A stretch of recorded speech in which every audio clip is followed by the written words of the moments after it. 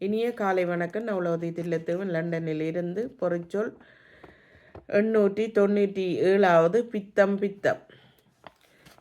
சிலர் வாந்தி எடுத்து கொண்டிருப்பார்கள், சொல்வார்கள் பித்தத்தினால் பாந்தி எடுப்பார்கள் என்று. பித்தம் வந்தால் மயக்கமாகவும் இருக்கும்.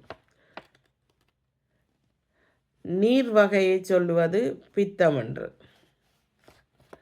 பித்தம் பைத்தியம் இவற்றையும் சொல்லுவது. மிளகு இவற்றை பித்தம் என்று சொல்லுகிறார்கள் அகராதி சொல்லாக.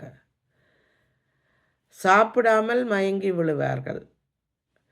ஒரு வருத்தத்துக்கு அறிகுறியாக மயங்கி விழுவார்கள் சிலர்.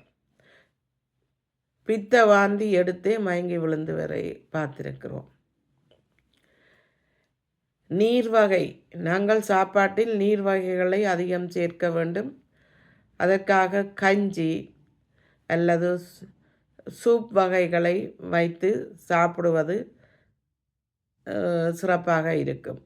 மிளகு எமது உடலுக்கு உகந்ததாக இருக்கும். மிளகு கணக்க சாப்பிடக்கூடாது. மிளகை முழுசாக சாப்பிடக்கூடாது. சப்பி சாப்பிட வேண்டும். அதாவது பவுடராக இருந்தால் சிறப்பாக இருக்கும். உடனடியாக அந்த மிளகை இடித்து போட்டால் அதனுடைய காரம் உரைப்பாக இருக்கும். மிளகு தான் பின்னு மிளகாய் என்ற சொல்லுக்கு பேராக வந்தது.